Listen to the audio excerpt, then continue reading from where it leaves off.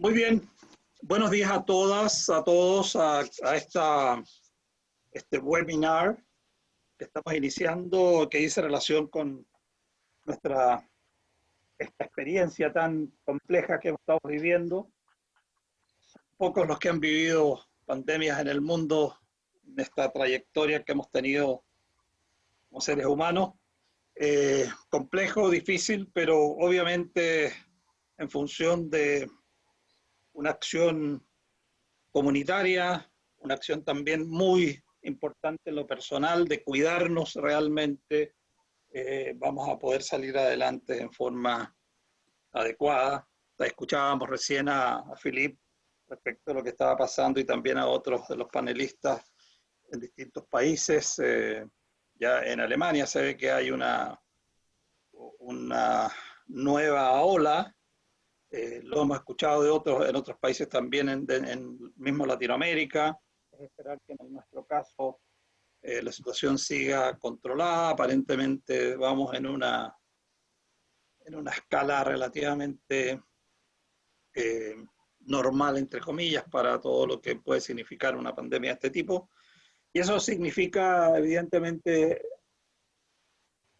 retomar esfuerzos relacionados con no solamente el control de nosotros como personas, como familias, sino que fundamentalmente en el caso de la industria frutícola, de nuestra gente, de nuestros trabajadores, y en ese sentido tenemos que adoptar todas aquellas medidas necesarias como para evitar estos problemas en su mayor parte.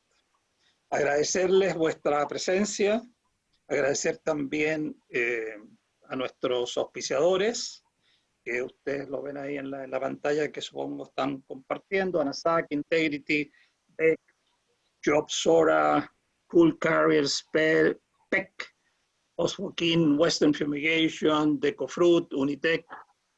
Y especialmente quiero empezar agradeciendo a Freshfeld y en su director ejecutivo, Philippe Binard. Hemos tenido con Philippe muchas relaciones, a su vez atingentes a la fruta. Ha sido un gran colaborador nuestro en todas las situaciones que hemos tenido que, no solamente desde el punto de vista de problemas, sino que también desde el punto de vista de poder proyectarnos, no solamente como país, sino que también a través de la Asociación de Fruticultores del Hemisferio Sur.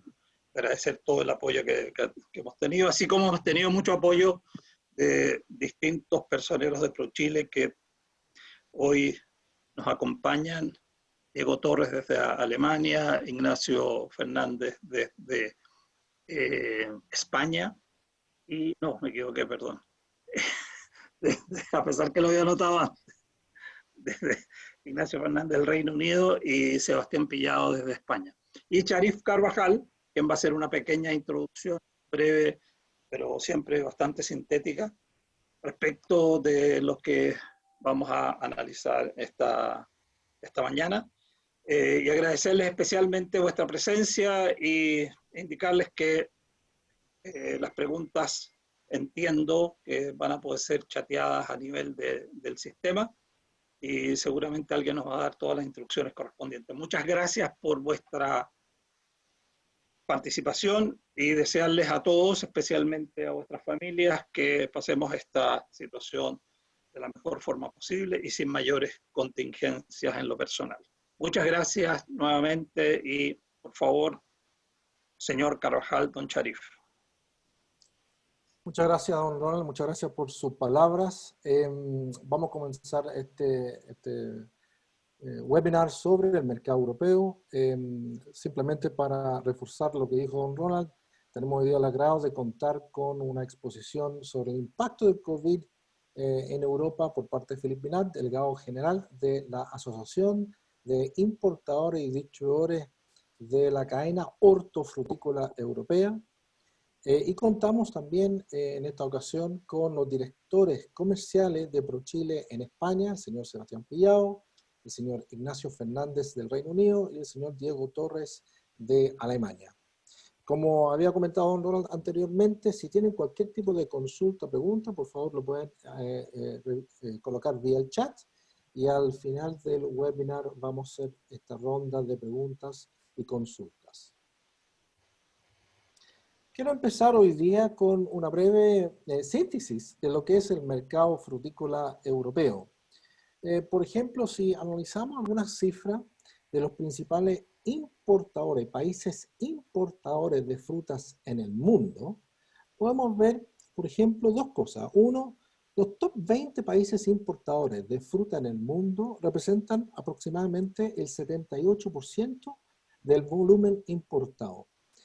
Y de esos 20 países, prácticamente el 40% son países de la Comunidad Europea o de Europa.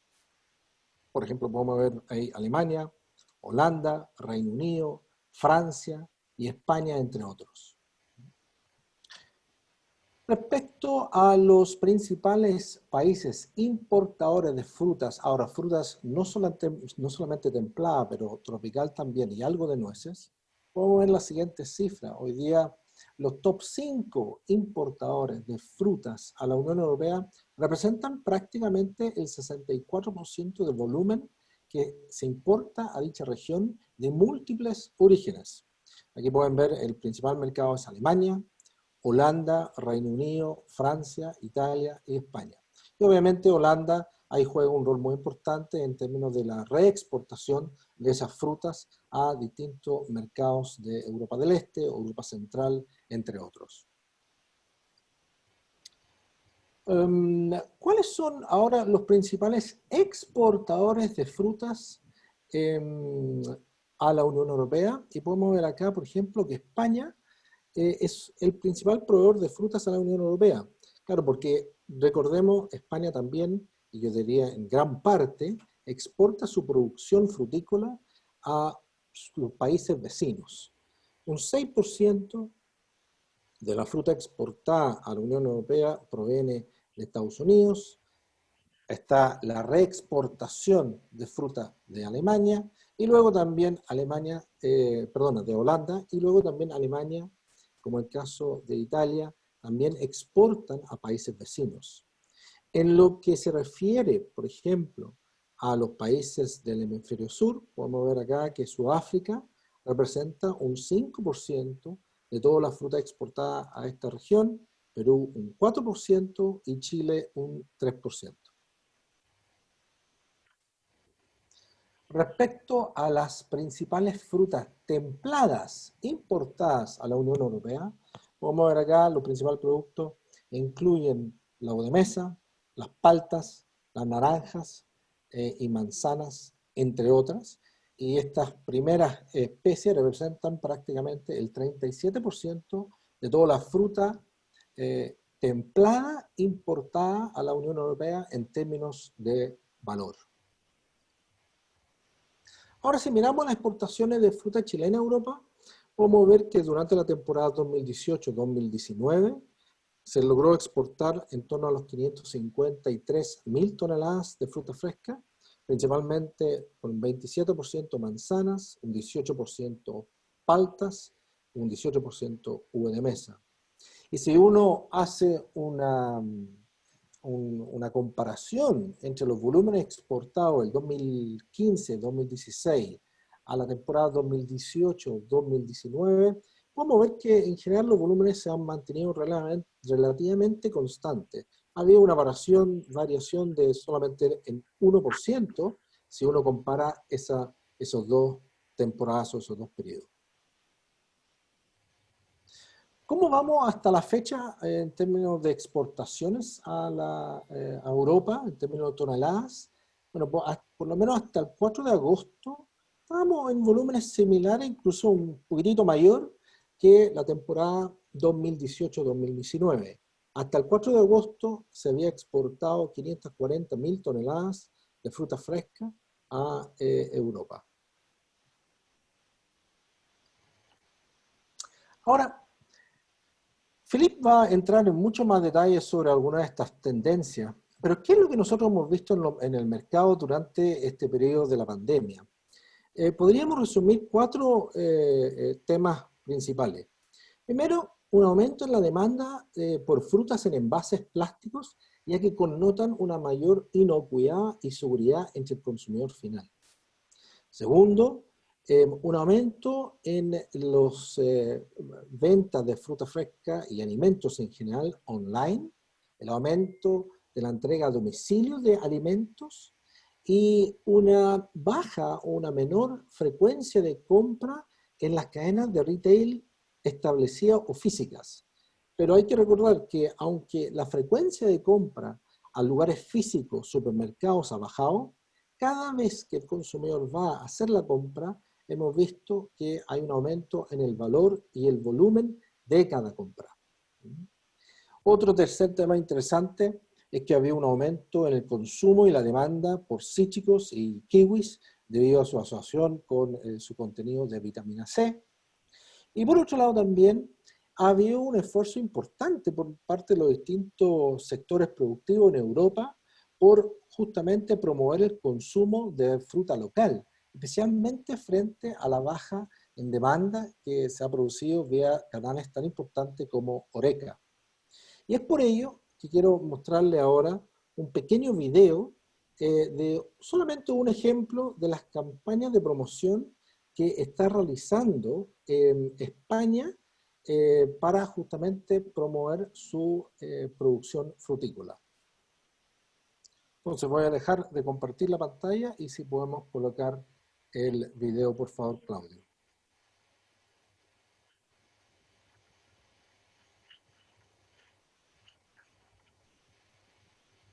Yo no lo escucho.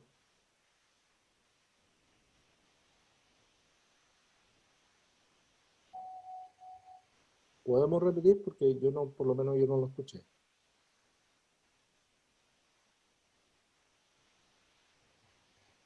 Por acá tampoco.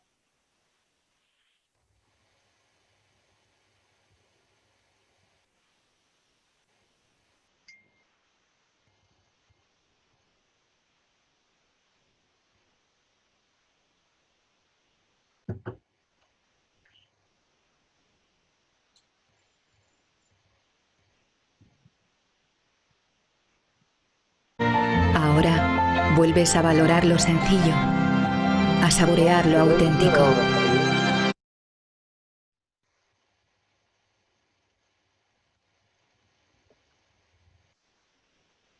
Bueno, no importa, mientras que arreglan el video, pueden ver este video en la siguiente dirección en YouTube, y yo lo voy a tocar de acá. Quizás no lo van a escuchar de la mejor forma, pero lo van a poder ver y escuchar. Veamos el video. Ahora echas de menos lo que siempre ha estado ahí. Ahora vuelves a valorar lo sencillo, a saborear lo auténtico, a cocinar de verdad, a cuidar lo que importa. Ahora vive saludablemente, frutas y verduras.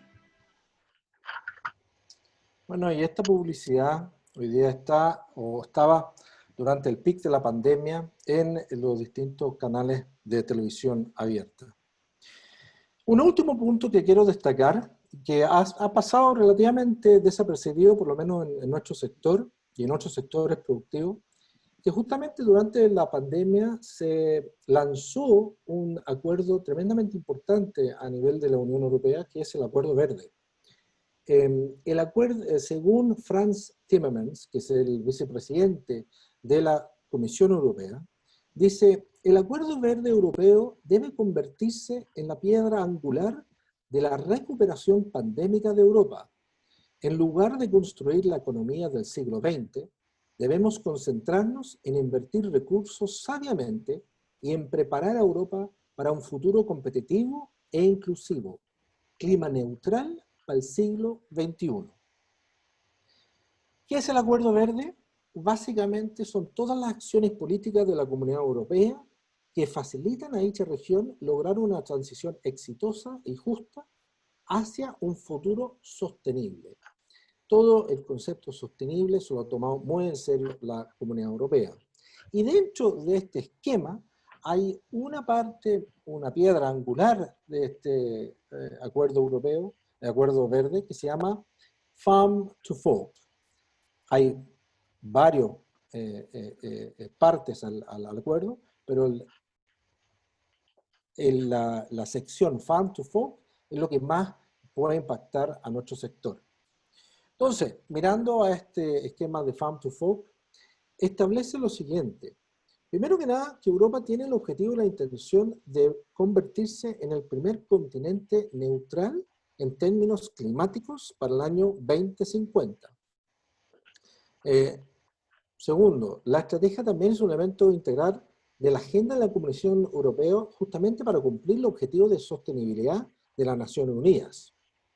Y en las medidas que pueden impactar directamente a nuestro sector, incluyen, por ejemplo, uno, la Comisión sostiene que el uso de pesticidas en la agricultura contribuyen a la contaminación del suelo, el agua y el aire. Y por ello, la Comisión tomará las siguientes medidas.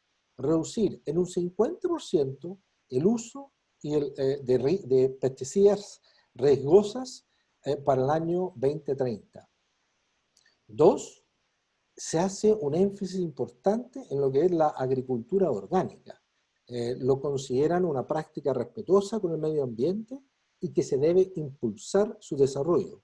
Y por eso tienen como objetivo que al año 2030 un 25% de la total superficie plantada en Europa sea orgánica. Por otro lado, también quieren resaltar el rol de los alimentos saludables para el consumidor final, donde ahí la fruta fresca juega una parte importante. También quieren proponer un sistema de etiquetado nutricional armonizado entre los distintos países de la Comunidad Europea. Y quieren además que los distintos países terceros exportadores a la Comunidad Europea justamente también se hagan parte de este nuevo marco regulatorio de etiquetado. Y por último, hay un fuerte énfasis también en reducir en la mitad el desprecio de alimentos per cápita, o más bien el food waste en inglés, per cápita a nivel minorista para el 2030. Estos son solo algunos de las materias que trata el Acuerdo Verde, pero esta materia, junto con otras tan importantes como el impacto en COVID en el sector europeo, son algunos de los temas que va a abordar nuestro principal relator de este webinar, que es el señor Philippe Minard, a quien le doy el paso. Muchas gracias. Buenas tardes o buenos días a todos. Cristian, me pasas tú la... no tengo el control, ¿no? Sí, yo te lo voy pasando. Tú me ¿Me vas puedes diciendo. pasar la primera de introducción? Vale, perfecto. Por los que no nos conocen, nosotros somos la Asociación Europea del Sector de la Fruta y Hortaliza Fresca.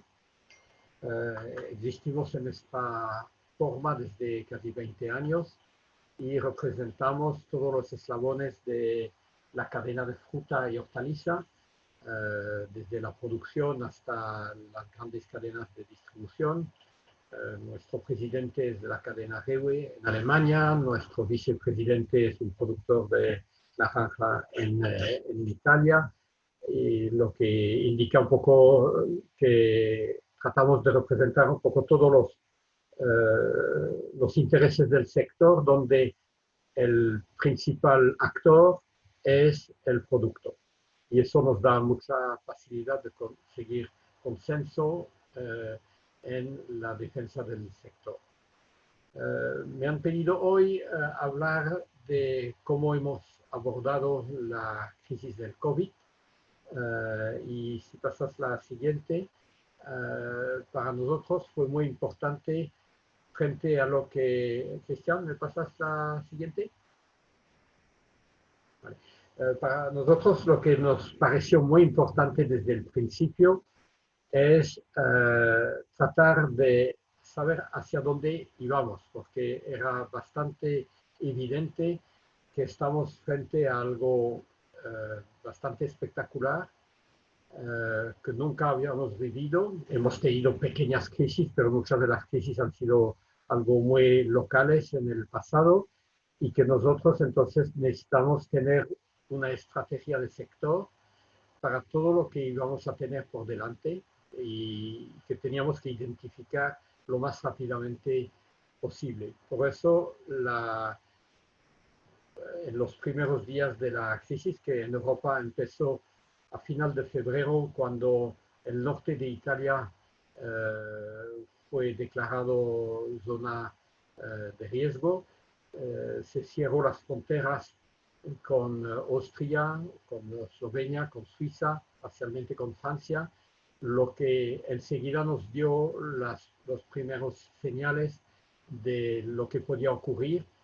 Estamos acostumbrados aquí en Europa a tener un mercado libre de 500 millones de personas sin fronteras, pero nos dimos cuenta que la salud, siendo una competencia nacional, cada uno de los Estados miembros iba a querer protegerse o proteger sus ciudadanos frente a lo que rápidamente fue considerado como una pandemia. Entonces, desde el principio, yo creo que se reconoció que era muy importante, con riesgos de cierre de frontera, mantener flujos y de identificar productos esenciales que podrían tener un acceso más fácil o más rápido en frontera. Y eso fue la primera cosa que fue muy importante, pero que al mismo tiempo no queríamos que esto sea engañoso y que, siendo un sector esencial, eso podía dar un sentimiento de normalidad, cuando no había normalidad. Y yo creo que tuvimos que gastar mucha energía para decir que, a pesar que los almacenes de los supermercados estaban casi llenos, que hubo pocas distorsión de abastecimiento de las grandes superficies, que esta crisis tenía un impacto a pesar de ser un sector esencial. Eso fue la primera cosa que nos pareció importante poner de manifiesto en las discusiones que íbamos a tener con el sector, con la prensa y, por supuesto, con las autoridades europeas o nacionales. El segundo problema era identificar todos los desafíos relacionados, y nos hemos dado cuenta que si hay una crisis sanitaria, pues el tema es bastante cerrado. Aquí nos hemos dado cuenta que este tipo de crisis global tenía varios elementos. Por supuesto, no había directamente un riesgo con el consumo de la fruta, al contrario, aunque en algunos momentos por las redes sociales decía que si alguien contaminado tocaba con sus manos la fruta, eso podía quedarse hasta 72 horas, lo que luego llevó el sector a la demanda de las grandes cadenas también de volver a más empaquetado, quizá ya lo ha señalado. Entonces, el segundo elemento para nosotros que fue muy importante era identificar todas las disciplinas que tendríamos que tocar, sociales, sanidad del producto, medio ambiente, transporte, logística, movimiento de temporeros agrícola, posiblemente también identificación de costos adicionales dentro de la cadena y si era imprescindible pedir compensación financiera, entender quién estaba en primera fila dentro de nuestro sector o más afectado, porque es cierto que la gente volviendo a su casa iban a comprar más en supermercado, pero había toda una parte del sector, todo lo que es catering, de transporte, catering en escuela, catering en oficinas, que estaba completamente cerrado, catering para eventos, para teatros, todo esto estaba cerrado y al final varía mucho de un país al otro. Los hoteles, los restaurantes, puede variar entre 10 y el 15% del tamaño del sector, que representa más o menos unos 90 millones de toneladas para el mercado fresco. Y entendiendo también que sí es relativamente fácil que el producto que conviene para la gran distribución podría encontrar un camino en lo que es food service. El contrario no es posible, porque las exigencias de los supermercados son tal que hay que preparar las condiciones con mucha antelación y entonces lo que estaba preparado para food service no encontraba tan fácilmente un destino en el aumento del consumo de las grandes cadenas. Entonces eso era el segundo elemento, entender bien qué estaba pasando, quién estaba afectado, cómo cada uno iba a afrontar la sostenibilidad económica de los operadores. Y de hecho, aunque ya se ha terminado la fase puramente de confinamiento, siguen cerrados muchos de las cantinas, muchas cosas de las escuelas, no funcionan a tope los restaurantes, entonces todavía hay cosas que están paradas. Y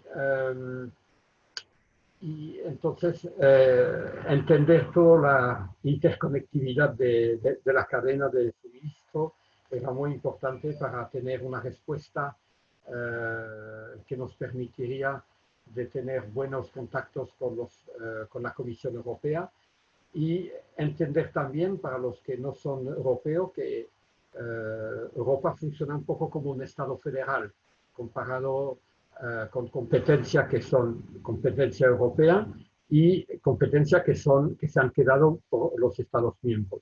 Y muchos de los elementos que había que solucionar a veces dependían no de una competencia europea, en materia de salud, en materia de control de frontera y algunas otras cosas más. Y entonces había que jugar un poco en los dos niveles y si la Comisión no era competente, había que encontrar líneas directrices para que las soluciones sean las más justas y las que menos iba a perjudicar el buen funcionamiento del mercado único. Cristian, ¿puedes pasar a la siguiente? Y entonces nuestro plan de trabajo ha sido bastante sencillo. Hemos mirado para los varios eslabones de la cadena lo que era importante para cada uno de ellos.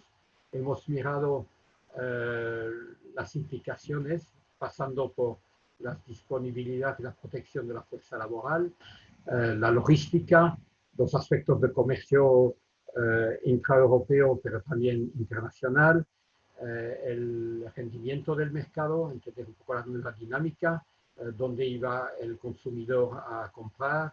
Cristian indicó un poco el desarrollo del comercio electrónico, la gente no quería hacer filas fuera de los supermercados para entrar, tenían miedo igual de contratar el virus si iban en un sitio con más gente, entonces eso favoreció el desarrollo del comercio electrónico, pero también facilitó, y eso fue muy importante para un país como Chile, toda la parte de certificación electrónica, mandar los documentos de forma electrónica sin tener que presentar el original, y ahora uno de los trabajos importantes, como ha funcionado, es ver cómo se puede consolidar algunos de las cosas que hemos conseguido durante este tiempo. Era importante también identificar todos los costes económicos y dentro de un momento les voy a dar una indicación de lo que hay y todos los otros efectos secundarios a nivel de seguros, a nivel de promoción, de comunicación, la tendencia de promover la proximidad con el productor, lo que puede tener un impacto negativo para un país como Chile, cuando todo el mundo quiere promocionar su producto local o el mercado local, eso puede tener un impacto. Y hemos tratado también de dividir entre lo que son reacción a corto plazo y lo que puede durar a mediano o a largo plazo. Y todo esto nos permitió tener bastante reacción con la Unión Europea, y la verdad es que no hemos solucionado todo, pero hemos tenido buenos éxitos a nivel de corredores especiales en frontera, a nivel de facilitación para los trabajadores, tanto dentro de la Unión Europea, pero también desde fuera. Hay temporeros que vienen de Marruecos, que vienen de Ucrania, que vienen de la zona asiática como India, Bangladesh, y todo esto es importante que se podía encontrar soluciones, porque si queremos que los mercados sean bien abastecidos, se necesita la fuerza laboral en el campo. Y Cristian, puedes pasar a la próxima lámina. Y la fuerza laboral precisamente fue lo primero. Había, por supuesto, todo lo que se refiere al trabajo al campo, a la estación de packing, pero también por todos los trabajadores de transporte que tenían que pasar de un Estado miembro al otro para que no tengan que pasar por cuarentena cuando iban a cargar en otro país. Y también, hablando de transporte, hubo también un problema cuando se limitó durante los más importantes momentos de la crisis el comercio a los productos esenciales. Muchos de los camiones venían cargados, pero volvían vacíos. Entonces eso subió mucho los costes del transporte para el transporte intraeuropeo. Luego hubo que adaptarse a las distancias sociales, lo que afectó también la rapidez de las operaciones en campo, en estación de packing, ver un poco el tipo de medida. Hemos tenido un poco de intercambio entre todos nuestros asociados para ver un poco las iniciativas que se estaba tomando o por vía legislativa o por guías nacionales o de sector, para poner en marcha todos estos nuevos requisitos de distancia social, pero también de protección de los trabajadores. Y, por supuesto, al principio hubo una escasez de equipos de protección, y ahí hemos tratado, a través de nuestros miembros, de jugar también la carta del sector esencial, si podíamos ser prioritario, por supuesto, después del sector médico, que ellos estaban todavía mucho más expuestos a lo nuestro. Pero queríamos mantener esta carta de sector esencial para poder disponer en el sector lo más rápidamente de todos los equipos necesarios. Un tema que ya ha desaparecido, porque ahora, que sean mascarillas o otros tipos de guantes o otras cosas, desinfectantes, son bastante disponibles. En la logística, bueno, he mencionado ya los aspectos de la cuarentena de viajes y para el transporte terrestre, pero también hubo algunos casos también en casos de barcos, y importante para un sector que vive de productos perecederos, tratar de evitar todo lo que ralentiza el sector para evitar de perder calidad y de crear desechos alimenticios. Luego, el sector ha tenido que adaptarse, porque hemos notado muy rápidamente que había un cambio muy rápido de estilo de vida de los consumidores encerrados en casa. Han tenido que redescubrir el gusto o el placer de cocinar en casa. Eso ha sido beneficio para el sector de la fruta y hortaliza, pero no todos los productos han sido beneficiosos. Había productos que no llegaban porque como en el momento de la campaña de espárragos o de fresas hubo dificultad de abastecimiento, y entonces los productos un poco menos perecederos como manzanas, como peras, como cítricos han tenido una demanda bastante fuerte y era bastante complicado también para los comerciantes de estos productos de poder seguir la demanda. Y luego hubo un poco la presión de los supermercados de evitar sitios vacíos en los supermercados. Ocurrió, pero de manera muy puntual, porque lo que es importante cuando uno entra en un supermercado es que tenga todos los productos disponibles, porque es el primero que se ve cuando se entra en un supermercado. Y ellos también han tenido que adaptarse porque había una demanda fuerte para productos locales, parcialmente apoyado por políticos, pero también por demandas de los consumidores que tenían un poco más de confianza en los productos locales. Y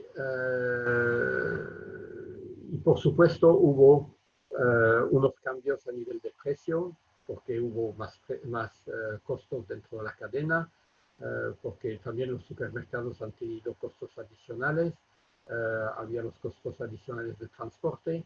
Entonces todo esto han sido un nuevo elemento.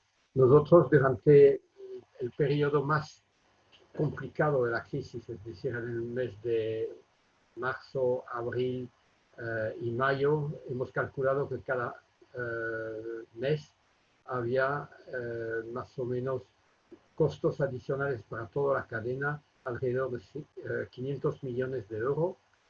Entonces, por eso he puesto ahí durante los 2 meses más brutal del confinamiento, pensamos que el sector ha tenido que aguantar costos adicionales, no pérdidas, pero costos adicionales a la altura de 1 billón de euros. Y otro problema fue la limitación en cobertura de seguros de crédito, lo que ponía un poco en riesgo pequeñas y medianas empresas, pero también más grandes empresas por los riesgos de exportar, por riesgos de trabajar con algunos eslabones que estaban más cerrados, y el riesgo del efecto dominó, que no se sabe siempre de dónde sale y cómo puede seguir impactando a varios otros operadores dentro de la cadena. Y ya he hablado un poco de todo lo que pasaba en todos los servicios de comida, que es un problema que todavía no está solucionado al 100%. Y luego,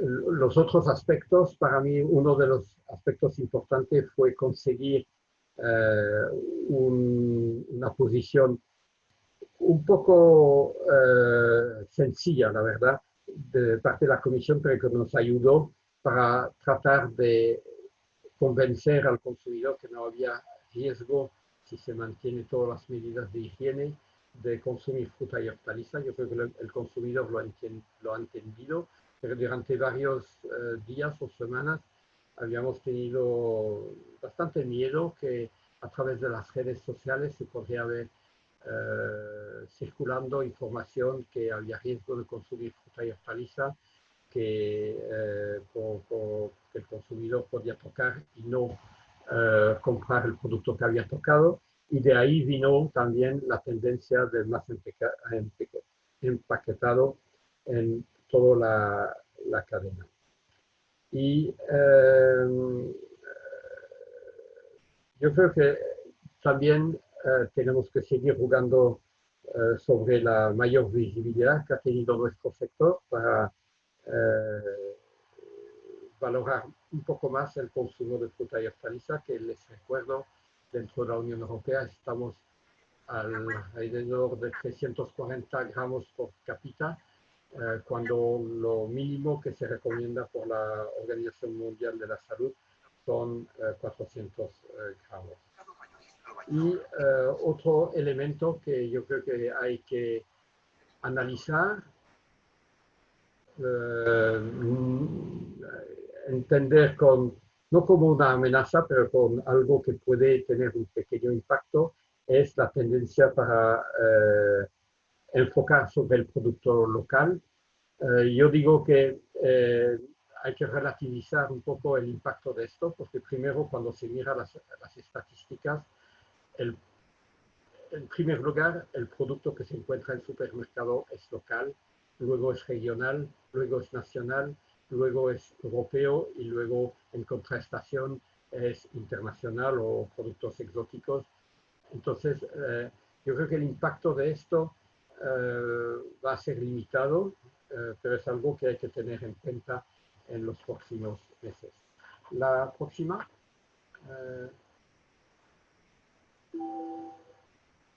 Cristian. Perfecto. Entonces, por el momento, yo creo que podemos decir que el tema de fuerza laboral ha sido bastante bien controlado, pero no está terminado.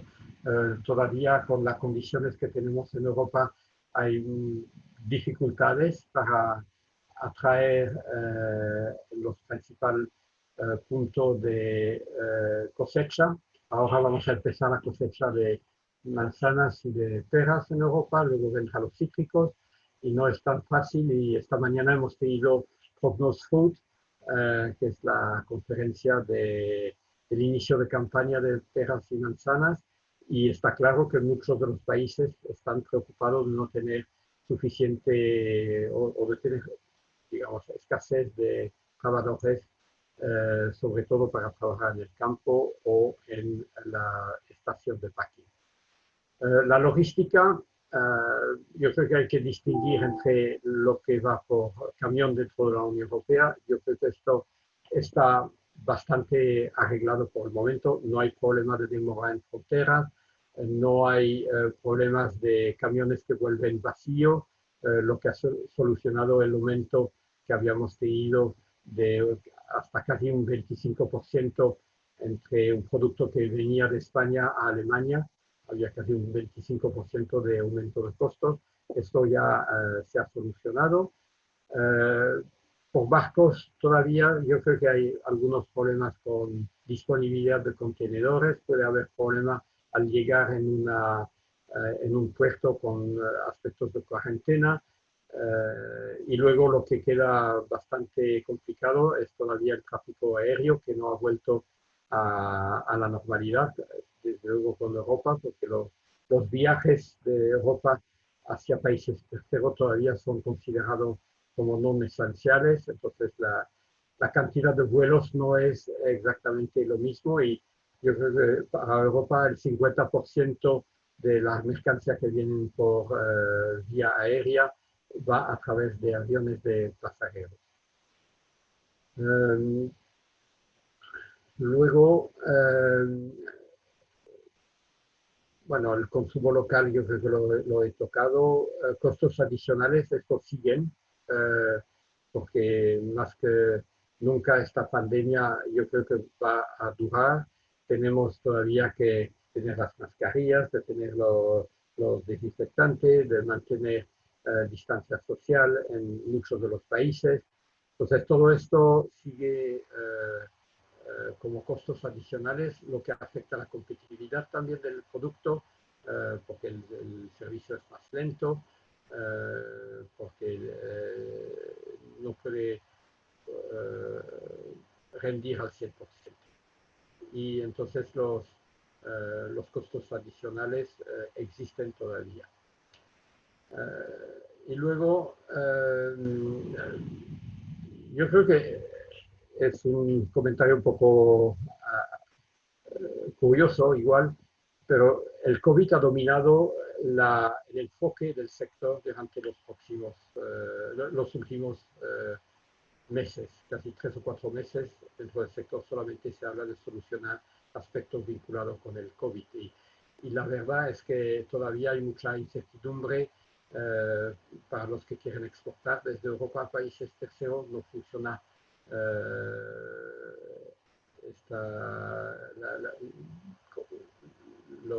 el interés para exportar a países terceros y se están buscando soluciones. Pero todo esto ha puesto el sector fuera de un tema que es muy importante, que es el Brexit, que ahora tendría que tener lugar dentro de 4 meses, pero todavía no hay nadie que sabe cuál va a ser las normas del juego. Y el Reino Unido representa el 10% del comercio intracomunitario y todavía no se sabe si habrá derechos de aduana, habrá controles en frontera, qué tipo de documento habrá. Muchos de los operadores europeos que trabajan con Inglaterra no están especializados en operaciones de aduana, entonces hay múltiples problemas que todavía están puestos de lado y eso no es una buena solución. Yo creo que puedes pasar a la siguiente, Cristian. Entonces, en esta situación, yo creo que nosotros como organización hemos siempre tratado de buscar soluciones europeas y vemos que todavía no es el caso, pero ha sido un poco nuestro enfoque. Mantener el rol esencial del sector, pero también de sus trabajadores. Adaptar las políticas del programa de promoción, porque igual el enfoque tiene que ser diferente. Igual habría que tener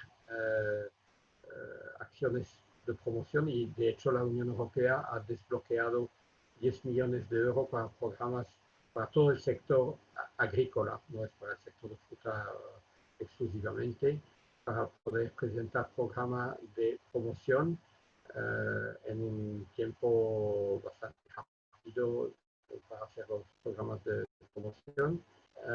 Pero también hay otro elemento vinculado con la planificación y el buen funcionamiento de la vida con el COVID, que es todos los aspectos de certificación electrónica para tener una mejor agilidad con los documentos que a veces no están presentes para, por ejemplo, aspectos de aduana. Asistencia financiera, el sector no ha recibido mucho dinero. Hubo planes nacionales de ayudas de Estado, medidas europeas hubo pocas. Lo único que hubo fue más flexibilidades con los términos de la política agrícola común, tener un poco más de tiempo, tomar en cuenta que la gente estaba trabajando desde casa, que a veces no podían reunirse con colegas. Entonces todo esto, la Comisión ha tenido bastante flexibilidad. Y el último punto, en una pandemia que es global, es importante tener una cooperación internacional. Trabajamos con la OECD, trabajamos con Naciones Unidas, trabajamos con el World Bank para que podamos asegurar que los aspectos del comercio de fruta y hortalizas sean bien tomados en cuenta y que faciliten todos los aspectos de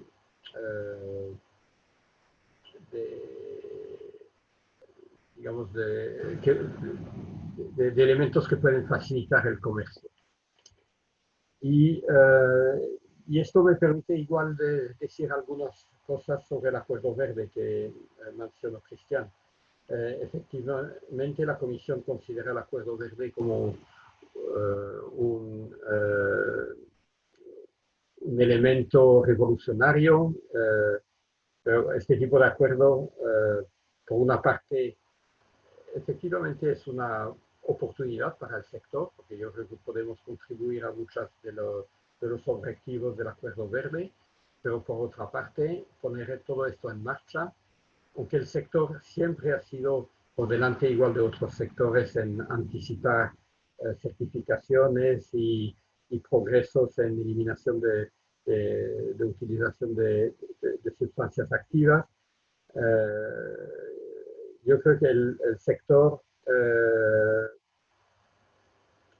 debe prepararse a responder a algunos de los elementos de este acuerdo verde y principalmente del Farm to Fork. No me acuerdo bien la traducción que se puede, de la forqueta a la mesa, o no sé cómo se puede decir en español. Y efectivamente hay 2 o 3 objetivos como la reducción del uso de sustancias activas, que siempre puede tener un impacto boomerang en algunos países terceros, con la disminución de los límites de residuos. Objetivos un poco irrealistas para mí en la progresión del sector orgánico, la producción ecológica. Yo creo que está complicado y no muy claro exactamente lo que quieren, porque hablan del 25% del territorio agrícola que tendría que ser orgánico, sin definir qué tipo de sector debería hacer el trabajo. Yo creo que en fruta y hortaliza, y esta mañana estábamos hablando de esto, el sector de manzana a lo más sumar representa 4% de la producción que es ecológica. Luego, dentro del Green Deal, efectivamente se enfoca en un consumo de fruta saludable, pero dentro de las 39 medidas propuestas por el Farm to Fork, no hay ninguna de cómo quieren llegar a este objetivo. Entonces, todavía son cosas que hay que estudiar y dar muchos argumentos para que no sean palabras interesantes y bonitas, pero que sean cosas bastante concretas. Y si se me puede pasar también la próxima.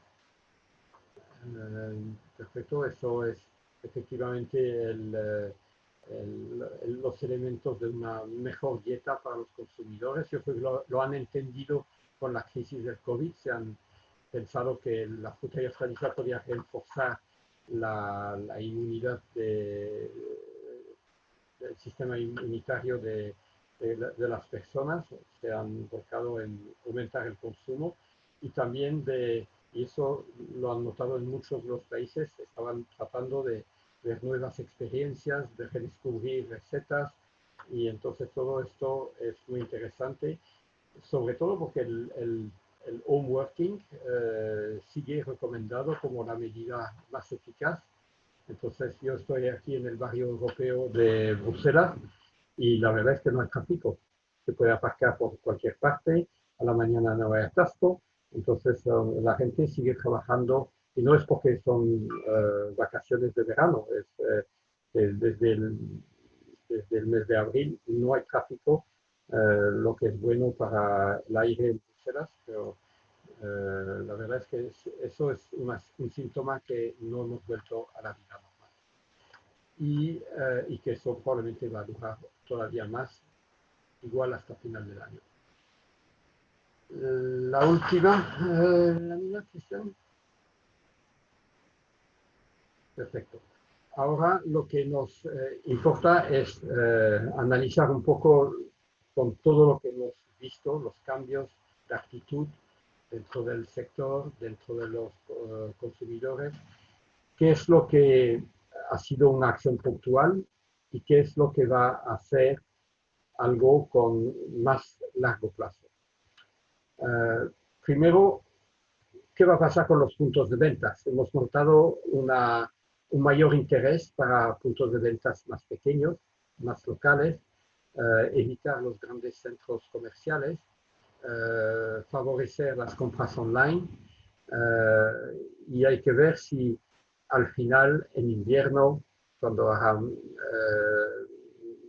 un tiempo menos agradable, si la gente va a querer volver en un sitio comercial más grande donde tienen un poco de todo, o si van a seguir yendo a pequeñas tiendas y van a abandonar el comercio electrónico o no. Para el comercio electrónico es cierto que el pick and collect, por ejemplo, ha aumentado bastante fuerte. Y ahí se puede comprobar que para la fruta y hortalizas estaba bien dentro, pero de manera general las estadísticas de comercio electrónico durante la pandemia son datos bastante agregados, donde no se puede identificar si es bueno o si es malo para el sector de la fruta. La gente quiere ver el producto, quiere ver lo que compra, y entonces no estoy seguro que el comercio electrónico va hacer algo que puede favorecer el aumento de consumo de fruta y hortaliza. Entonces habrá que estudiarlo y verlo. Por una parte está muy bien, pero por otra parte hay que asegurar que las ventas de fruta y hortalizas son bien dentro de la lista de compra por el comercio electrónico. Lo que sí es cierto, y esto volvemos al Green Deal un momento, al Acuerdo Verde, que no quería saber nada de embalajes plásticos o empaquetados, es cierto que volvemos a ellos, por el momento, por lo menos. Lo que puede ser bueno para las ventas en cantidad, pero habrá en un momento que hacer un poco el análisis entre prioridades de políticas, si se quiere forzar a volver a vender a granel o si se quiere vender por productos empaquetados. Luego el elemento de compra local, yo creo que es algo que hay que observar sin pánico, pero hay que observar cuál va a ser el impacto para el nivel internacional. Yo no estoy convencido que cambiará mucho en la cantidad, porque el producto regional o local estaba ya bastante presente y en el sur de Alemania no se puede conseguir plátano. Ahora que tendrá que venir, no se puede conseguir uva de mesa, no se puede conseguir paltas. Entonces, si queremos mantener la diversidad del producto, y eso es muy importante para una dieta sana, yo creo que tenemos argumentos en contra. Y luego es cierto que por la crisis que hemos tenido va a haber un efecto. El efecto puede ser que las empresas limiten el trabajo, se separen de sus colaboradores, limitan el tiempo de trabajo, lo que de una manera o de otra va a tener una implicación sobre el poder adquisitivo de los consumidores. Y eso lo hemos visto ya aparentemente en China, donde lo que es premium tiene sus dificultades. Podemos ver si el atractivo que han tenido los productos ecológicos al inicio de la crisis del COVID, si se prolonga y que la crisis económica es muy importante. Hay gente que dicen que si hoy en día tenemos un trabajador sobre 4 que no tiene trabajo, podríamos tener 2 sobre 4 que por lo menos no tienen un trabajo completo o a pleno tiempo. Y eso definitivamente tendrá un impacto sobre el poder adquisitivo de los consumidores. Y desde luego tenemos que seguir mirando un poco cuáles son los impactos de esta crisis, cuánto tiempo va a durar, y ver cómo las soluciones que buscamos o que el sector va a buscar, que el consumidor va a buscar, cómo serán compatibles con la política Farm to Fork y con el clima. Yo creo que voy a terminar aquí. Estoy disponible para la mesa redonda. Yo creo que he tomado más que mi tiempo para esta presentación y espero que sea de utilidad para los participantes. Muchísimas gracias, Felipe, por esa interesante presentación. Vamos a pasar ahora justamente al panel de preguntas a los distintos expertos. Invitaría a Sebastián, Ignacio y Diego si pueden encender sus micrófonos. Don Ronald, si también quiere participar, encantado. Y la idea es que vamos a recibir algunas preguntas y consultas por parte del público. Ya de hecho hemos tenido algunas consultas y quiero partir con una a los 3 directores comerciales de ProChile. Principalmente, ¿cuáles han sido los cambios de hábitos de consumo de fruta fresca que se han visto durante esta pandemia? Diego, ¿quieres empezar tú? Sí, bueno, buenos días allá en Chile a todos. Muchas gracias a SOEX por esta invitación. Ya lo mencionábamos en delante, yo creo que todo análisis que tenemos que hacer en cuanto a impacto de la pandemia y cambio en los hábitos de consumo, en el caso de Alemania tiene que hacerse desde un punto de partida en que acá en Alemania nunca hubo cuarentena total, nunca hubo una restricción completa del movimiento de personas. El retail siempre estuvo abierto y la gente siempre pudo ingresar a los supermercados y realizar sus compras como lo hacía en la época de prepandemia. Lo hemos mencionado, lo mencionó también Felipe y también tú, Charif. Hay una preferencia por empezar a adquirir productos con un packaging más higiénico. Eso está siendo favorecido por parte de los consumidores, es una de las principales motivaciones que hoy día está incidiendo en las decisiones de compra. En segundo lugar está el origen, también es un tema que ya lo han mencionado. Alemania de alguna manera siempre ha estado con una fuerte tendencia del consumo regional. Esto se ha acentuado durante la pandemia de alguna manera. Hay que ver los efectos, como dice Felipe, a nivel de consumidor. Por ahora yo creo que es muy temprano todavía de poder sacar conclusiones. Sí vemos de alguna manera que estas tendencias de consumo de productos regionales y locales a veces están yendo más allá de lo que es el propio consumidor. Y los mismos puntos de venta, las cadenas de retail, están asumiendo algún grado de responsabilidad en este sentido. Por dar un ejemplo, en el norte de Alemania hay una cadena de supermercados City que desde hace un año ha decidido no otorgar permisos para la promoción de productos importados, de productos overseas, favoreciendo en un 100% la promoción de productos regionales. Son tendencias que hay que seguir analizando, que hay que seguir haciéndole seguimiento y que obviamente van a tener un impacto en las tendencias de consumo por parte de los compradores. Muchas gracias, Diego. Ignacio. Sí, gracias. Y también aprovecho de saludarlos a todos y muchas gracias por la invitación. Y muy buena la presentación de Felipe y la tuya, Charif. Sí, en el caso del Reino Unido, efectivamente es parecido. Te diría yo que yo lo diría en tres características de lo del cambio de tendencias de consumo, sí que se puede llamar cambio de tendencia de consumo tan profundamente, digamos, pero uno, todo lo que tiene que ver con lo saludable, que se ha dicho varias veces acá, ha sido muy importante. Comer casero, comer sano, y desde ese punto de vista las frutas relacionadas con antioxidantes, los berries, vitamina C, etcétera, han tenido como una relevancia. Lo otro, obviamente, que también lo han dicho, tiene que ver con el comercio online. El comercio online subió, yo qué sé, 115%, fue una locura. De hecho, muchas cadenas de supermercados finalmente tuvieron que segmentar a sus clientes y solo empezaron a vender online a los que habían sido clientes anteriores y estaban inscritos en sus registros. Y también, relacionado con lo anterior, está todo lo que tiene que ver con comprar en tiendas de conveniencia.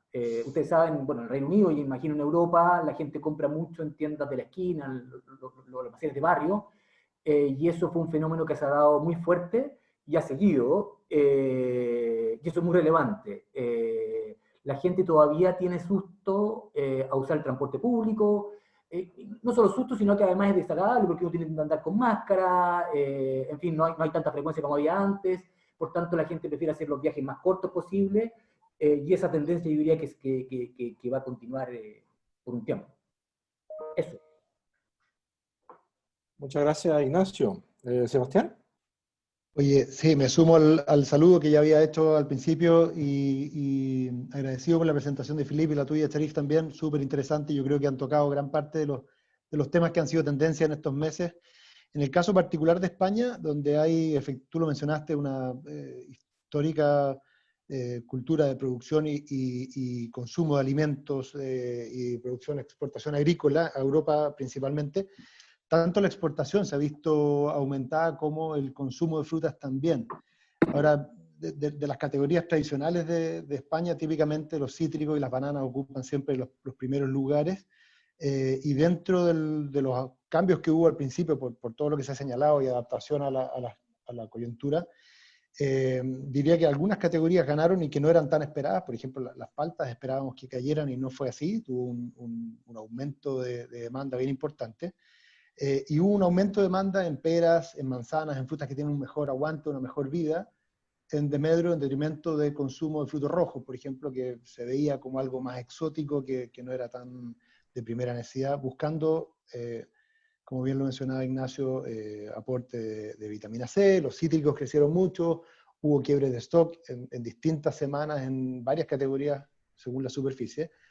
Y yo diría que la evaluación que hizo el Ministerio de Agricultura, Alimentación y Pesca es semanal, y las primeras 2 semanas que hubo más bien una reacción y una compra de pánico, de abastecimiento, se compró mucho en conserva, etc.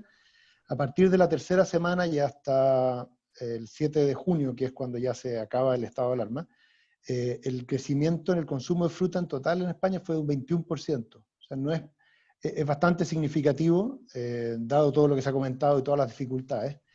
Y evidentemente España tiene un consumo de fruta que hoy día, al año 2019, antes de la pandemia, alcanzaba los 91 kilos por persona al año. Entonces es un crecimiento bastante significativo, con un costo asociado de unos 140 euros por persona, más o menos, al año. Es un crecimiento de un 20 o 21% es interesante. También tuvo algún pic de consumo el kiwi en los primeros meses. Por ello yo diría que son los principales cambios en los hábitos de consumo en cuanto a los productos propiamente tal. Muchas gracias, Sebastián. Tengo aquí una pregunta de Nicolás Fresno, quizás más bien dirigido a Felipe. Respecto al Acuerdo Verde, ¿considera una certificación o etiquetado de huella de carbono? ¿De qué manera podría impactar a la fruta chilena que se vende en Europa? Bueno, en primer lugar, no estamos ahí.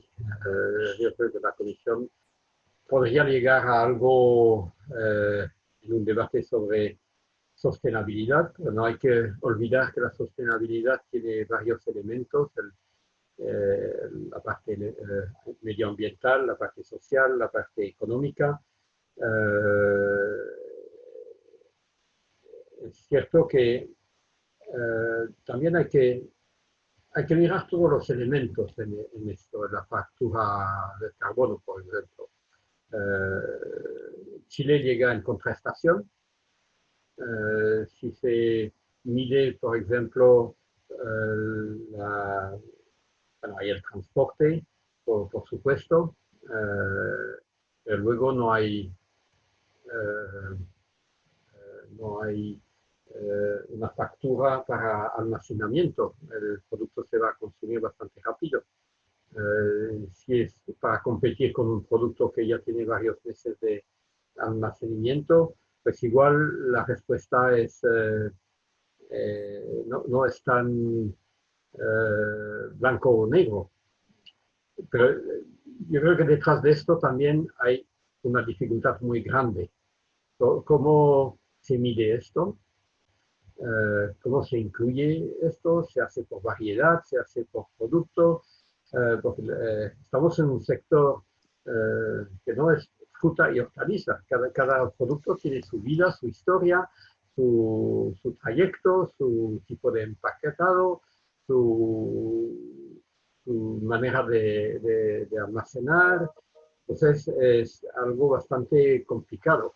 Yo creo que esto podría más valer en la relación entre el proveedor y su cliente en Europa, que tendrá que demostrar que cada año hace las cosas un poco mejor.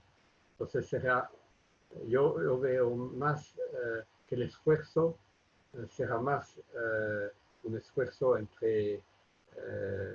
dentro de la cadena para que de un año por otro se disminuye esta factura medioambiental o de sostenibilidad para poder demostrar en lo que es el non-financial reporting que se va progresando. Pero hemos seguido un poco con la Universidad de Wageningen algunos cálculos que estaban haciendo sobre el Life Cycle Assessment. Y la verdad que es algo muy complicado.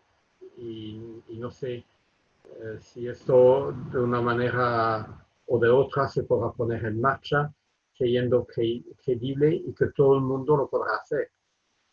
Porque es bastante complicado. Perfecto, muchas gracias, Felipe. Tengo aquí otra pregunta sobre, bueno, varias, la verdad. Nuevamente dirigido a los directores de ProChile, sobre la posibilidad que ustedes ven en sus distintos mercados de una segunda ola del COVID y cómo estaría preparado el consumidor en sus distintos mercados a enfrentar esta segunda ola. Diego, ¿quieres empezar tú? Sí, gracias, Cherif. Bueno, justamente antes de empezar este seminario estaba leyendo una noticia que por primera vez en Alemania, desde el 10 de mayo, se pasó la barrera de los 1000 contagios diarios. Es decir, noticias no muy esperanzadoras, la verdad. Justamente cuando estamos en la mitad de la época de vacaciones, en Alemania las vacaciones son por estado federal, a veces algunos salen durante junio y julio, otros julio y agosto. Lo relevante es que justamente durante esta época son los estados del sur, Baviera y Nordrhein-Westfalen, que están empezando su época de vacaciones y son justamente esos estados los que concentran cerca de la mitad de los contagiados. El consumidor alemán hoy día, y también lo leíamos en las noticias, en un artículo que se titulaba "Salchichas envasadas y mucha cerveza". Así se están estoqueando los alemanes ante una posible ola. En la calle, la opinión pública en general, nadie se sorprende si es que terminado el verano nuevamente vemos algunas restricciones en el canal Horeca o incluso un cierre en el canal Horeca. No hay mucho miedo de que la segunda ola pueda llegarse a alcanzar un confinamiento total. Eso nunca existió en Alemania, como lo dije anteriormente, así que no creo. Sí que los colegios se suspendan. Y eso sí, obviamente, afecta el día a día del consumidor alemán, porque acá, obviamente, padre, madre, trabajadora, etcétera, niños, los padres confían, de alguna manera dependen de poder enviar sus niños al colegio. Y eso sí sería un cambio, un impacto importante en el día a día. Hay que esperar y ver. Si las cifras se mantienen alrededor de los 1000, 1200 contagiados, el sistema de salud alemán aguanta. Y por lo tanto creo yo que todavía es muy temprano para poder decir se viene la segunda ola y por lo tanto hay que tomar las medidas correspondientes. Muchas gracias, Diego. Ignacio. Sí, bueno, si uno mira lo que pasó con la gripe española, lamentablemente la segunda ola fue más complicada que la primera, y ojalá eso no pase, pero es una posibilidad, ¿no? Y como decía Diego, acá en Europa está empezando a levantarse casos, acaban de suspender los viajes a España, y en Leicester, en Newcastle y en Aberdeen, en Escocia, se están poniendo como lockdown locales, se están reimponiendo lockdown locales, sobre todo en el norte, ¿no? Porque han aparecido nuevos casos. Por tanto, es una posibilidad que uno no puede descartar de ninguna forma. Ahora también hay que tener claro que pese a que las medidas ¿cómo se llama? El encierro, se me olvida la palabra, el lockdown. Confinamiento. ¿Perdona? Confinamiento. Se levantó en el Reino Unido, no se ha vuelto a la normalidad total. O sea, yo ahora estoy en la oficina, digamos, acá en el centro, y está todo cerrado prácticamente. Hay locales de comida, pero todavía no es algo normal como uno viera antes, digamos. Por tanto, no hemos salido de una situación de confinamiento, hay una situación todavía distinta de lo que había antes del COVID, definitivamente. Ahora, con comercio abierto, etcétera, los pubs están abiertos,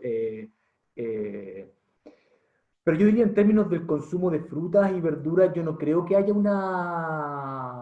una diferencia fundamental con lo que hay hoy día, es decir, el abastecimiento de comida, el gobierno se ha preocupado de asegurarlo y todos los gobiernos se van a preocupar de asegurarlo. Sí veo que sí que existe esta segunda ola, que ojalá no pase, se puede juntar en algún minuto con lo que comentaba Felipe hace un rato, que es con el Brexit. Y eso podría crear algunas complicaciones en términos de la logística, en términos de el tema, no en términos de abastecimiento de los productos propiamente tal, o sea, no en términos de que haya falta de productos, sino en términos de la cadena logística para abastecerlo, porque van a haber cambios.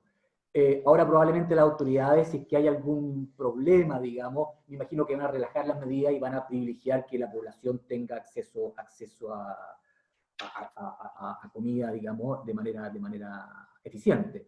Por tanto, no veo un cambio muy grande en el patrón de consumo de frutas, pero sí, efectivamente, tenemos que tener en presente que puede haber una segunda ola. Gracias, Ignacio. Sebastián. Sí, mira, complementando, porque básicamente se repite gran parte, en España sí estuvimos con confinamiento total, con un lockdown desde marzo hasta junio, como decía antes.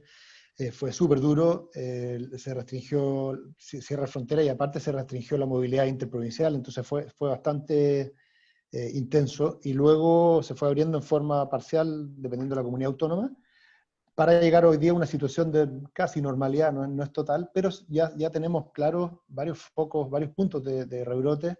Aragón con un tema de justamente packing de fruta y plantas de proceso. La comunidad de Cataluña también ha tenido gran cantidad de casos, y Madrid, obviamente la Comunidad de Madrid. Estamos en pleno proceso de vacaciones y gran parte de Madrid está fuera, entonces al término de agosto vamos a tener una visión mucho más clara, pero hoy día estamos en torno a los 2.000 casos diarios nuevos, lo cual es preocupante, y más o menos se tiene por descontado una segunda ola. Nadie sabe qué tan grave va a ser o qué tan restrictiva va a ser. Los colegios todavía no se ha identificado si vuelven o no en septiembre en una modalidad totalmente presencial o mixta. Se sigue recomendando teletrabajo, aun cuando ya te puedes mover libremente dentro del territorio.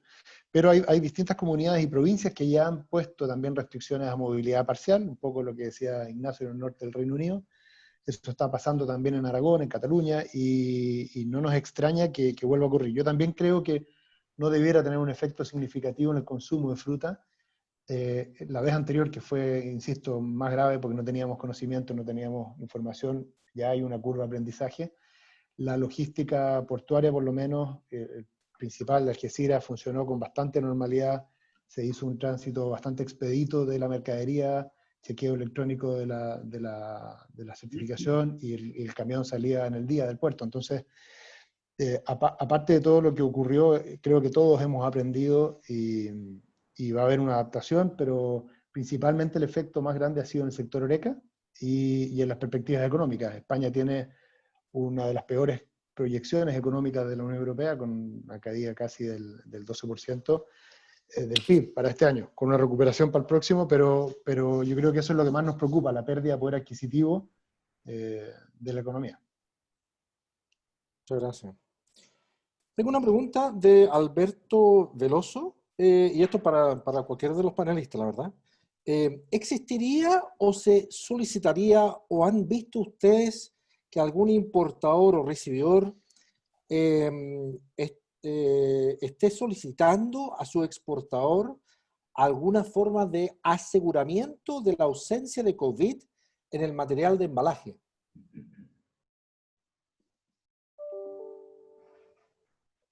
Mira, por lo menos por mi parte no. No, yo en el Reino Unido que yo sepa tampoco, y me parecería raro, lo mismo que digo, me parecería raro, o sea, podría pasar, pero yo creo que la lógica tiene que ver con que haya capacidad, que no haya restricciones a la capacidad de que la población se pueda alimentar saludablemente, digamos. Pero podría pasar, yo no he escuchado. Nada en el caso de... Por mi parte, no he escuchado nada de esto, pero sí lo he escuchado de algunos países terceros. En el Medio Oriente hubo también un intento en China, pero al final todos estos intentos son cosas que ya todo el mundo en Chile está haciendo, todo el mundo en Europa está haciendo, que es cumplir con protocolos HACCP, son certificación, un documento que todo lo que yo he escuchado por parte de la Comisión Europea siempre lo han combatido, lo han rechazado en la OMC, porque no es un documento adicional. Lo mismo que puede ser, hasta dónde se limita esto, porque el embalaje es una cosa, luego es el producto, y es algo que igual se puede preguntar a un momento X, pero si luego se contamina es como hacer un test.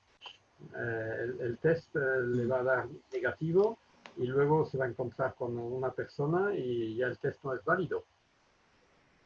Entonces, yo creo que es un tipo de certificación que no tendría mucho sentido. Más bien continuar,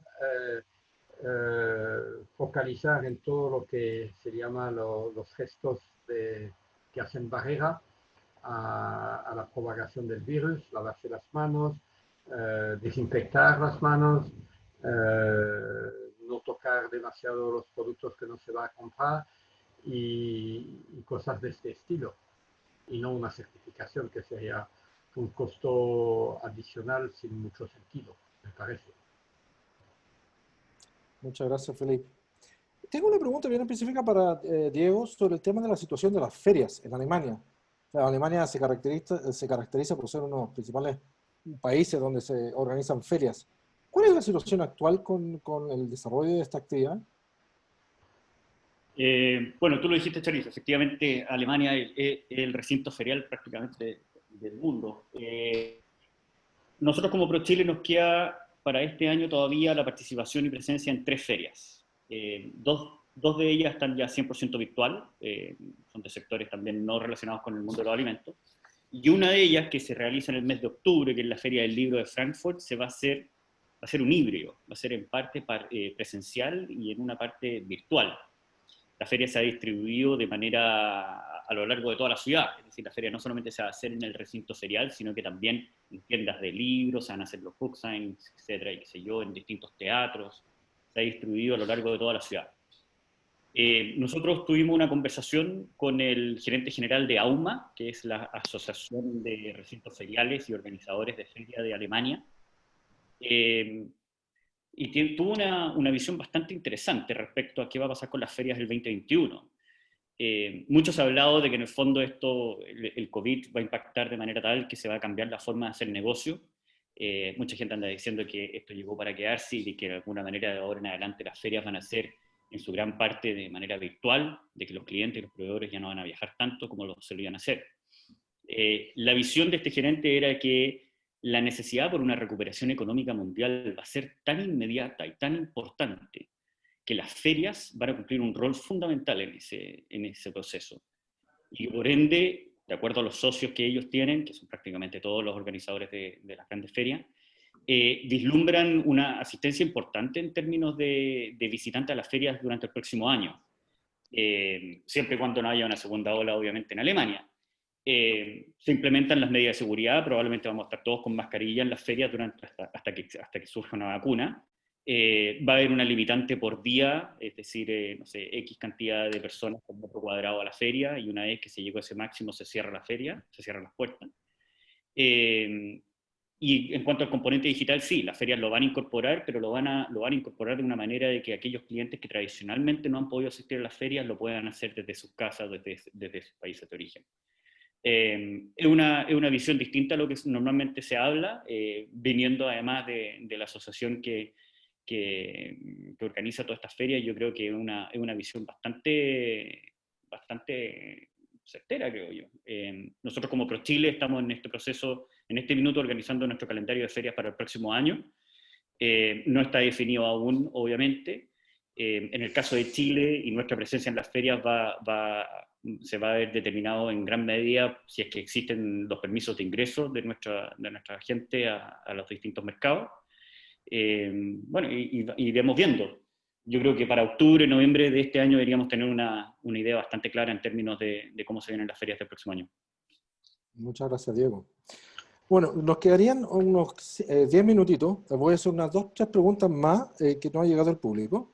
Tengo una pregunta acá de Cristian Westphal, y esto para todos, la verdad. ¿Qué tanto está Chile en las noticias de sus distintos mercados por la situación que nuestro país actualmente está viviendo en COVID?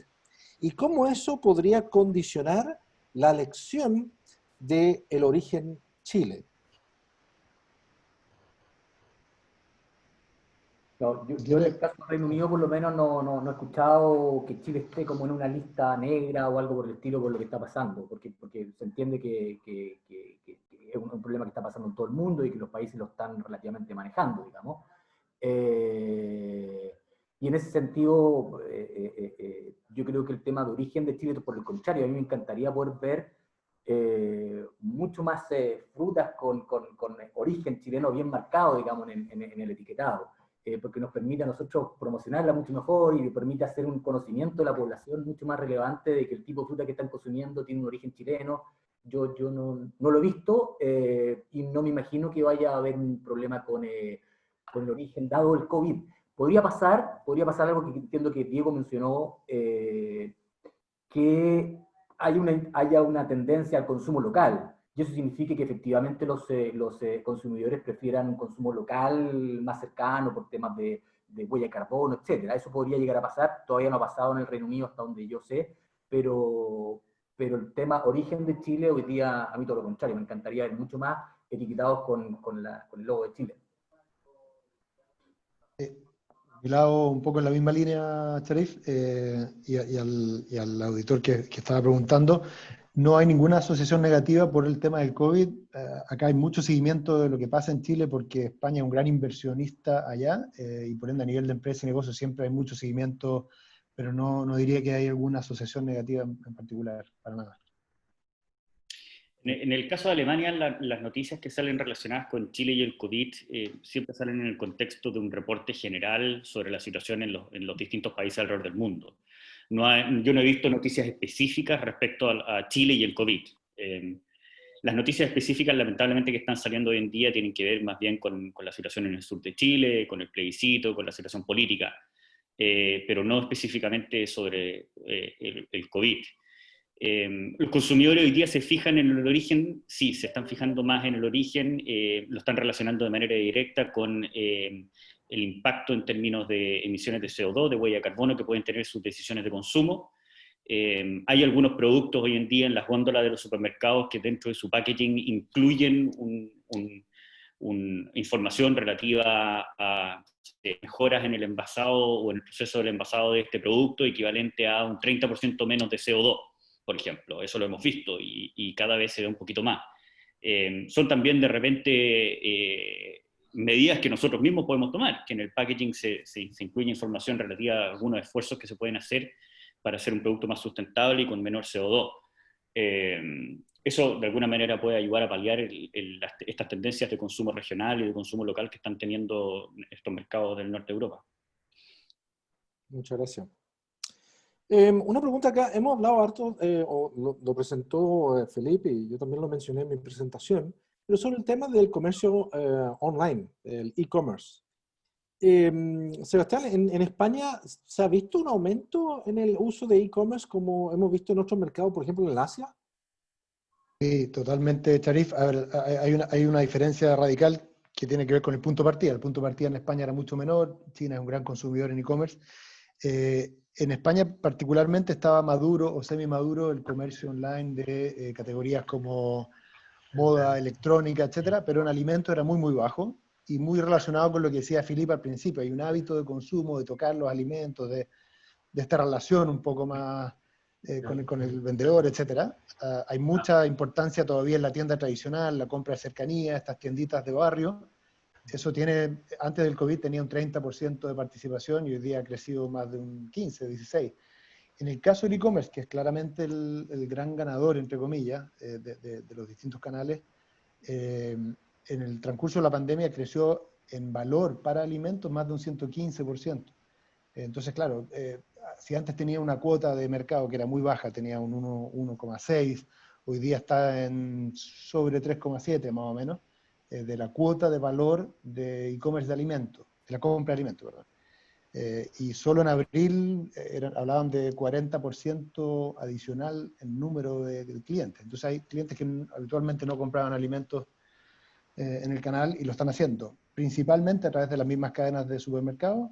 Sigue siendo más o menos la misma lógica que tiene que ver con las tiendas que tiene Mercadona, o Día, Eroski, las mismas cadenas, y Carrefour también.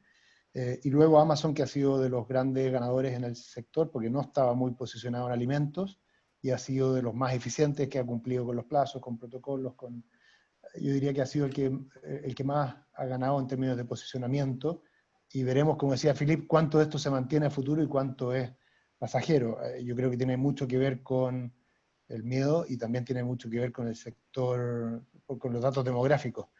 Mientras más joven, probablemente podemos asumir que ese público va a seguir comprando en formato online, versus la población mayor que le gusta esto del canal de cercanía. Y la tienda de cercanía y la tienda de barrio también ha sido otro gran beneficiado de los cambios de hábitos, buscando esta mayor seguridad, menores tiempos de desplazamiento, compras, como tú decías, de mayor valor y menos veces en el mes. Sí, hemos visto todo eso, y claramente el cambio hacia e-commerce ha sido bastante relevante.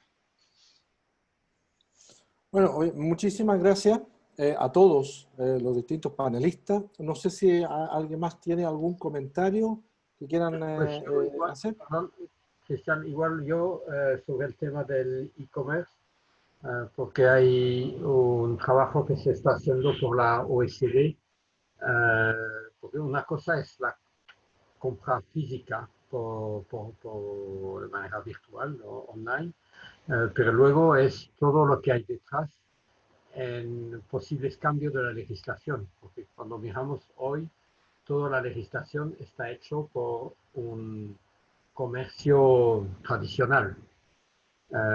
Y ahora con la OCDE y también por el Grupo Fruta y Hortaliza de Naciones Unidas estamos involucrados en discusiones.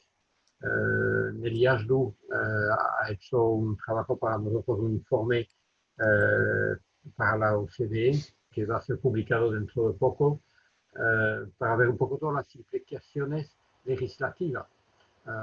Cuando, por ejemplo, un supermercado vende el producto, tiene que indicar el origen.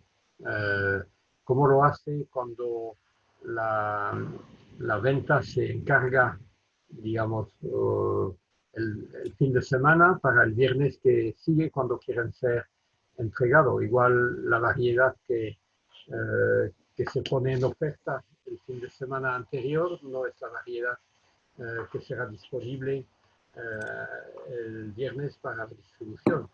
Entonces hay muchas, eso es un ejemplo, pero hay muchas otras cosas sobre controles, porque no es solamente las ventas directas por las grandes cadenas, también venta directa desde el productor. ¿Quién controla el producto? ¿Quién hace controles de calidad, de sanidad, si luego se manda por DHL o por un sistema similar de correo? Entonces hay muchas cosas que hoy en día no están cubiertas por la legislación. Entonces una cosa es el hecho de comprar online, y luego va a ser inevitable que haya medidas de acompañamiento con cambios legislativos que van a venir en los próximos años para acompañar esto. Muy bien. Creo que lo hemos tocado. Hay una sola pregunta cortita. La relevancia futura del buy local, creo que aparentemente va subiendo la compra de productos locales, pero si alguien quiere hacer un pequeño comentario al final. ¿No? Charif, yo complementando lo que se ha dicho, la tendencia es la misma acá. Vemos desde gobiernos, tanto general como gobiernos autonómicos en España, haciendo campañas, promoción como la que tú mostraste perfectamente al principio, pero también esfuerzos de la cadena de distribución. El Carrefour tiene, tú lo sabes, lineales especializados para kilómetro cero o productos de cercanía, mucho promoción de producto español, pero también de la Unión Europea. Ahora, como bien dice Philippe, eso llega hasta cuando se acaba la capacidad de autoabastecerse, y hay sectores donde claramente son son necesarias las importaciones. Entonces yo creo que es muy importante potenciar esa necesidad con un buen mensaje, como lo señalaron Diego y tú, en términos de poder transmitir los atributos en términos positivos, para que no se genere esto en un factor que hoy día no es percibido en España al menos como algo tan negativo. Es una tendencia, va al alza, hay campañas evidentemente, y potenciado con la pandemia es lógico que lo haga cualquier gobierno, pero yo creo que ahí hay también tarea nuestra y hay una oportunidad para poder invertir en posicionamiento y en darle la vuelta a este origen lejano con todo lo que hemos estado hablando. Ok. Perfecto. Muchas gracias, Ronald Baum, por la pregunta. Vamos cerrando entonces. Quiero agradecer en nombre de la entidad su participación. Ha sido un seminario bastante informativo. Quiero agradecer a Felipe, Sebastián, Ignacio y Diego. Y lo dejamos cordialmente invitado a la próxima webinar de ASOEX sobre los otros distintos mercados. Muchísimas gracias y que tengan un muy buen día.